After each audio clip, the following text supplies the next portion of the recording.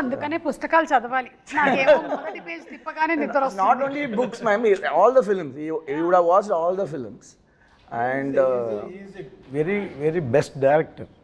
నేను ఆయనతోటి సత్యాగ్రహి సినిమా చేద్దామని టైటిల్ అనౌన్స్ చేసి గ్రాండ్గా పూజ చేసి ఆయన డైరెక్షన్లో Rahman music PC Sreeram and but జరగలేదు. మొన్న అన్నాను సార్ నేను అప్పుడు అది చేసి ఉంటే సూపర్ హిట్ అయ్యేదంటే నవ్వి మీరు చేసి ఉంటే సూపర్ హిట్ అయ్యేది కానీ నేను అమెరికన్లాగా సినిమాలు చేస్తూ ఉండేవాడిని నేను పాలిటిక్స్లోకి వచ్చి ఉండేవాడిని కదా. కరెక్ట్, మేబీ మేబీ కానీ ఆయనకి కంప్లీట్గా హీఈస్ ఇన్క్లైన్డ్ టువర్డ్స్ పీపుల్ కాబట్టి ఆయన డెఫినెట్గా అలా అయినా సరే వచ్చి ఉండేవాళ్ళు. టాకింగ్ అబౌట్ కీరవాణి గారు, అండ్ ఆల్రెడీ కీరవాణి గారు పీరియడ్ ఫిల్మ్స్ చేస్తున్నారు. Is experienced with this. So how was that experience handy here?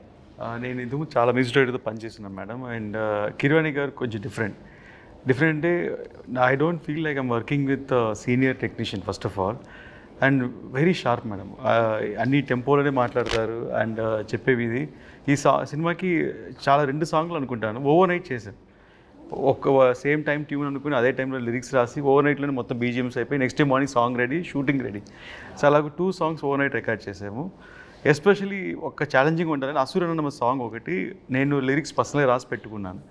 ఎప్పుడు కిరవాణి సరే మీట్ అయ్యే 1 year బ్యాకే ఒక రఫ్గా ఒక లిరిక్స్ రాసి సెట్లో నా టేబుల్లో పడి ఉంది.